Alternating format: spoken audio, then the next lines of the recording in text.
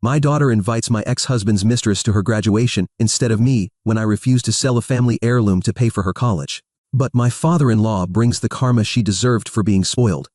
Hello, I'm a 45-year-old woman writing this post today to seek advice on a situation that occurred with my daughter Zoe, who's 19.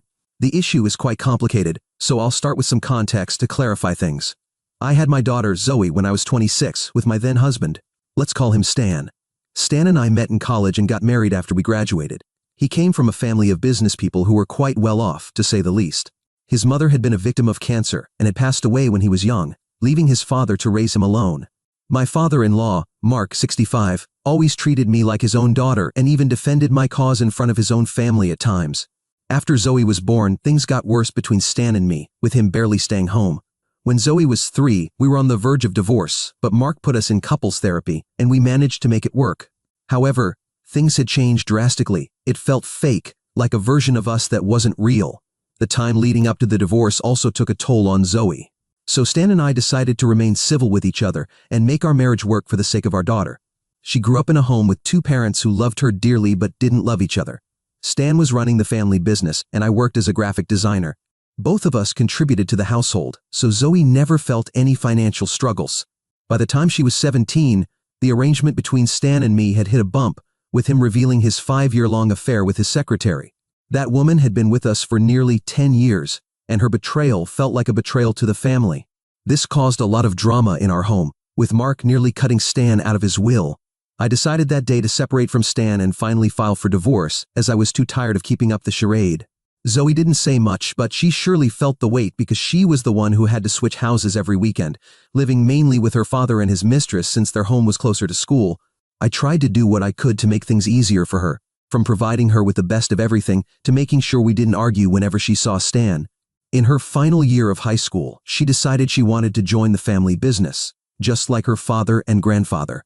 Mark had secretly told me that he planned to open a new company in her name and hand it over to her once she graduated from college. She worked extremely hard throughout that year and managed to get into a good university. She didn't qualify for any scholarships or financial aid and expected us to pay, which I was willing to do as her mother, covering half of the tuition, while Stan would cover the other half. During this time, Stan's mistress announced her pregnancy. I had started saving, and after gathering funds from my other savings, I managed to pull together 50%. There was an incident during her senior year that led to some distance between us, so as I mentioned, I paid extra attention to being there for Zoe after Stan and I separated.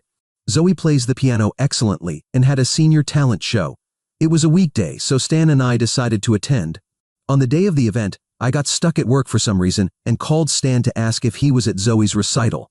He told me that he was at the hospital with his girlfriend because her doctor's appointment took longer than expected, and he thought it was okay since I would be there.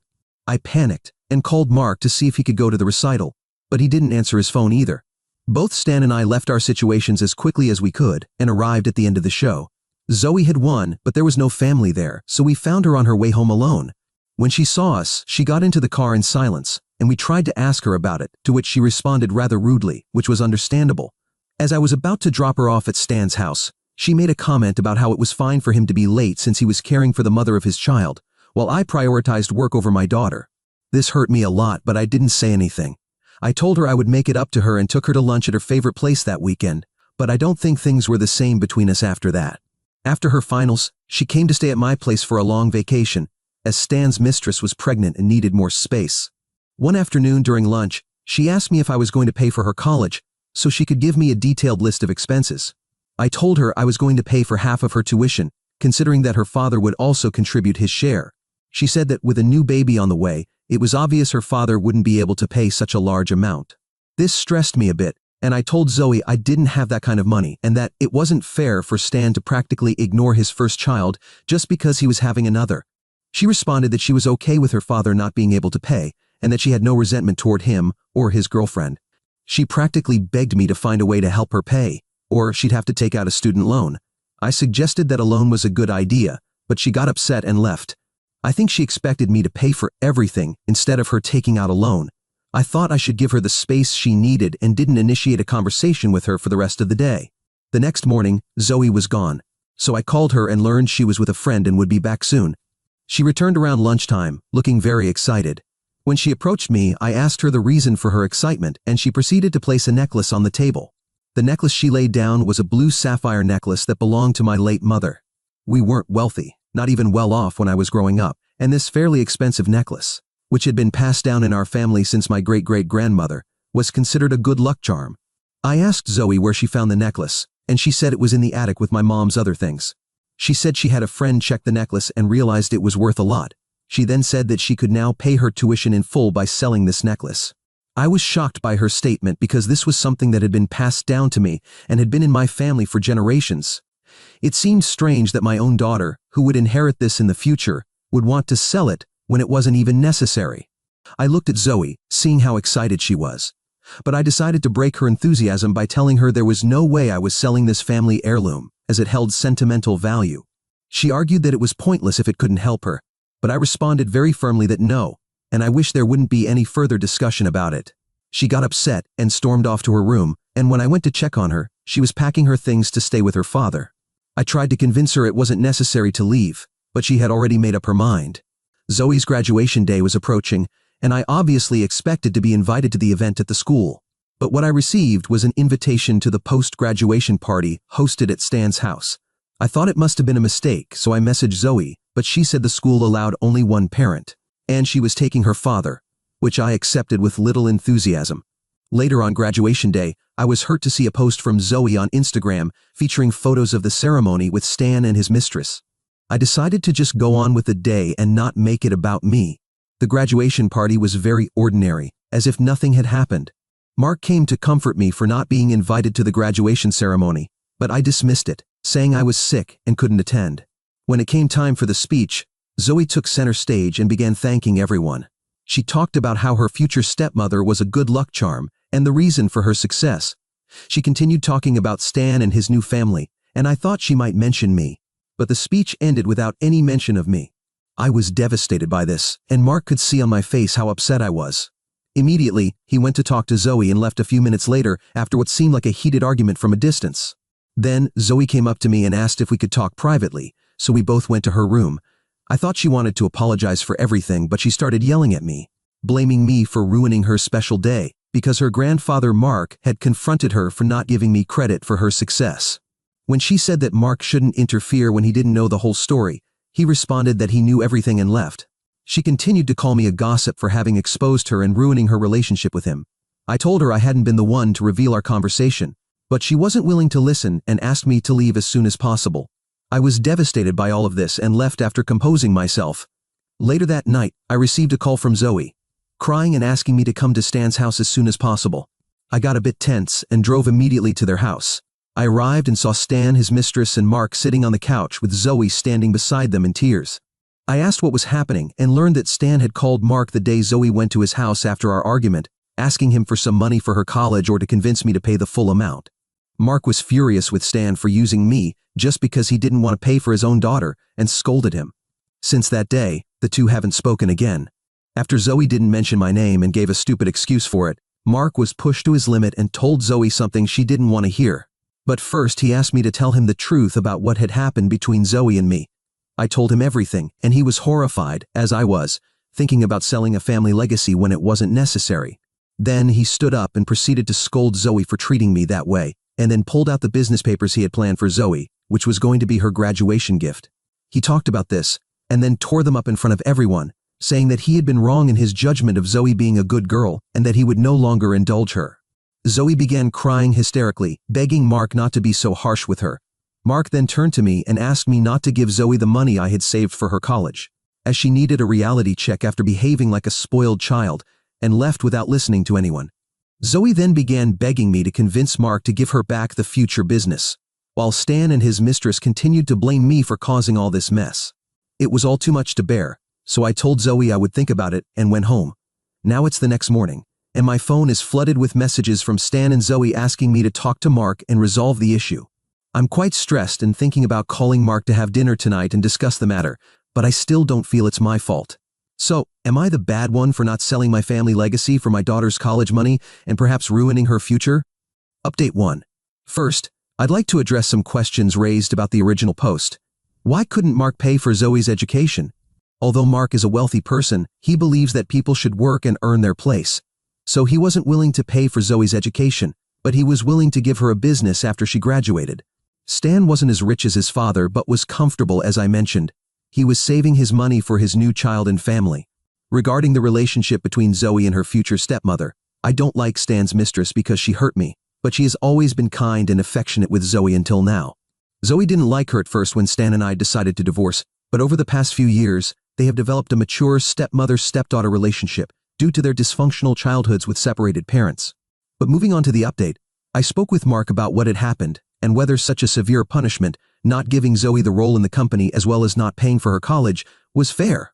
Mark made it very clear that there was no way Zoe would have appreciated any of that, and it was evident from her behavior at the party. He was disappointed because not only did she act as if she deserved everything, but she didn't even show a hint of intent to achieve it on her own. It made me realize that I was free to give her the money I had saved for her, but I shouldn't expect the same from him and shouldn't complain in the future if Zoe decided to abandon me for her new family. Mark assured me it wasn't my fault and left. After he left, I called Zoe and informed her that her grandfather wasn't willing to give her a role in the company unless she achieved something on her own. She became upset upon hearing this and started cursing me again, blaming me for everything that went wrong. It escalated to the point where Stan had to snatch the phone from her to make her stop. The behavior during this call has made me reconsider my decision to pay half of her college tuition. The next day, I heard from Mark that he had been in another big argument with Stan, who was blaming Mark and me for making Zoe miserable and treating her unfairly. Mark reminded Stan that he could also pay for his daughter's college, but he was the real neglectful one in the situation. Mark made sure to remind Stan that he was still part of the company Mark ran and could be fired if he didn't stop blaming us. Stan quickly fell silent after this and barely defended Zoe. Even his mistress tried to convince Mark under the pretense of how families should be treated, but Mark asked her to pay for Zoe instead, which she instantly refused to do because she wasn't financially well off.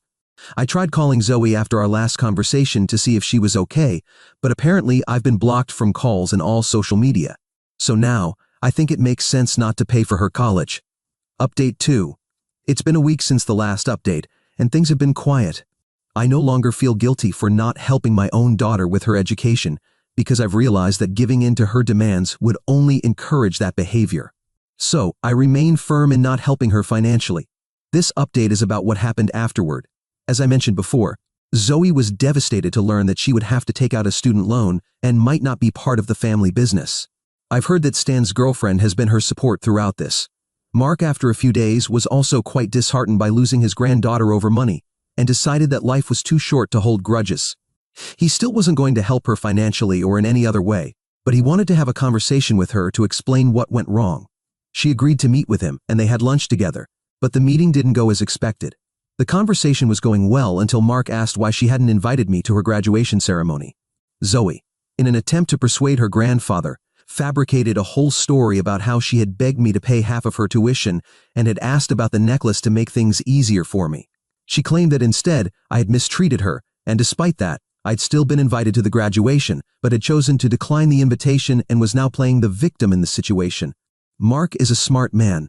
He listened to her story but decided to verify it with me later, which is how I know this story. When Mark asked me about the rejection of the invitation, I broke down, thinking about how far she had gone just to belittle me.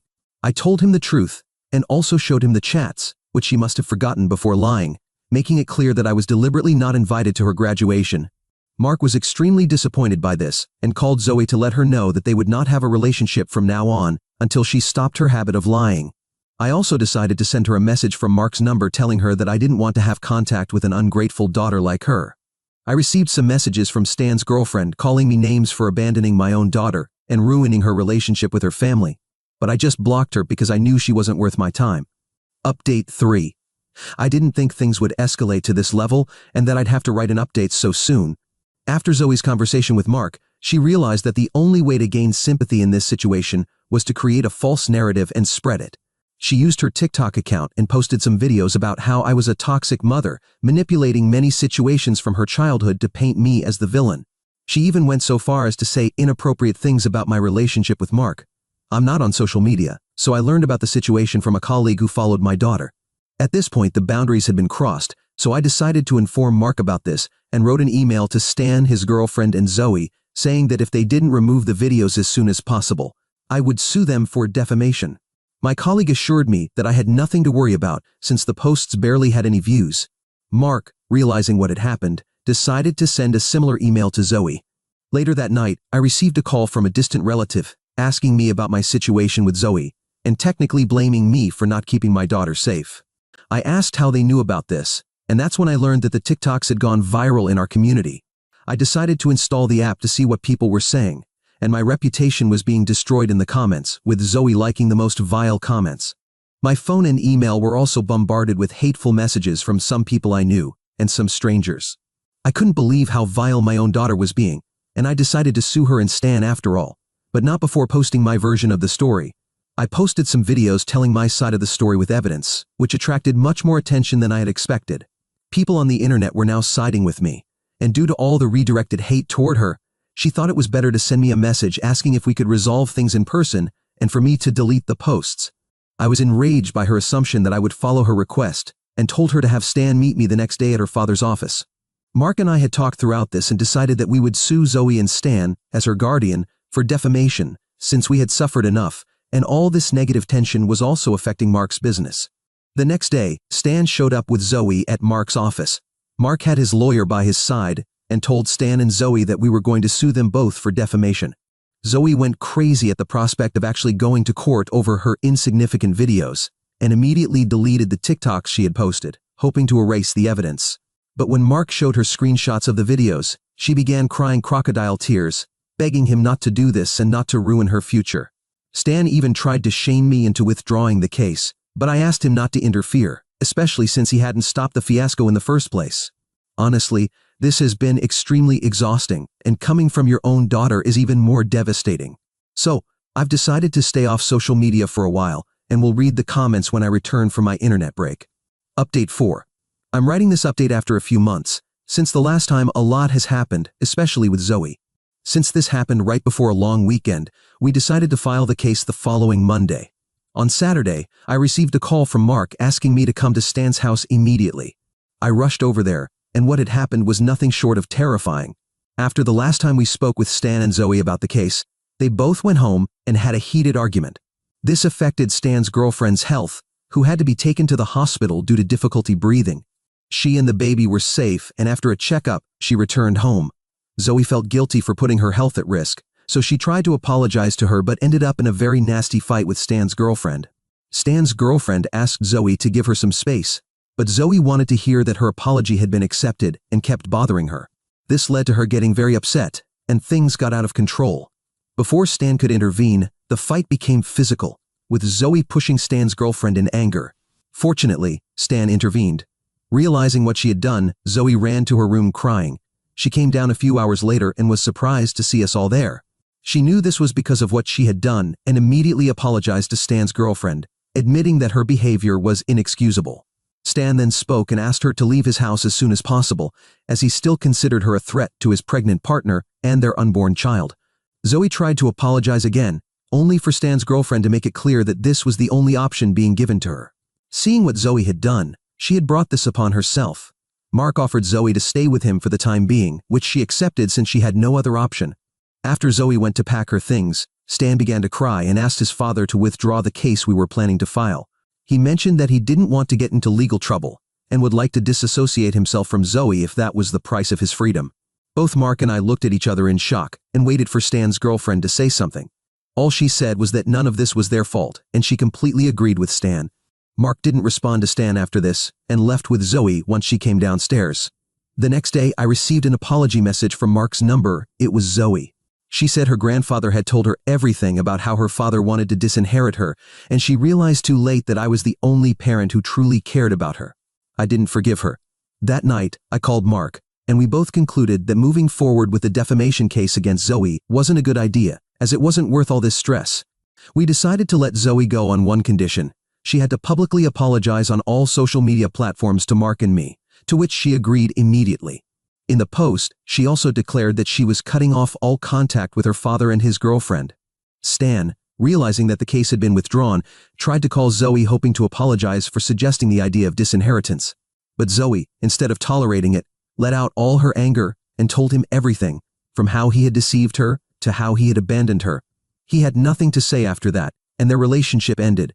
She came by my house before leaving and profusely apologized for everything that had happened. I told her I couldn't forgive her because our relationship had been through too much. Currently, Zoe has found a job near her university campus and is going to therapy for her mental health issues. I haven't been in much contact with her. Mark also talks to her only occasionally. Update 5. Well, I have news for all of you, if you're still interested in my story. If not, this will be my last update. Mark has finally decided to remove Stan from the company. He told me this a few days ago when we met for lunch. He informed me that he took his time finding a suitable replacement for Stan's position, and seems to have found the right replacement for his son. After careful evaluation, Mark decided to promote someone who was already working in the company in a lower position than Stan's. This employee has proven to be highly competent and has been prepared to take on greater responsibilities. Mark believes this change will benefit the company in the long run as well, so it's not just to teach Stan a lesson or anything like that. The official announcement will be made at the end of the month, and I'm not sure how Stan will react. Knowing the situation, I don't think he will take this change well. However, Mark thinks it's the best for the company and his family because he feels he raised a son with entitlement instead of a leader who could take the company forward. Update 6. I'm back to update on Stan's reaction, as many have asked me to do so in the comments. The news that Mark had decided to remove Stan from the company was a devastating blow to him. Since Mark communicated the decision, Stan has been in a kind of downward spiral. At first, his reaction was one of disbelief and anger.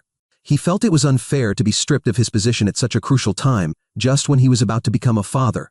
Stan has been reaching out to everyone, from close friends to industry contacts, pleading for them to intercede on his behalf.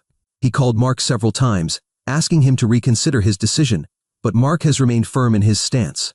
He has made it clear that the decision is final and non-negotiable. According to Mark, reversing his decision now would show a lack of leadership. Stan believes it was unfair of his father to do this, especially as he is about to become a father again. But Mark told me that none of that matters because over his years of work, he has managed to save quite well, and if he hasn't, it's not Mark's fault. I partly understand this since, if I with a simple job could save for Zoe's university, even though I didn't end up spending my savings, he could have done the same.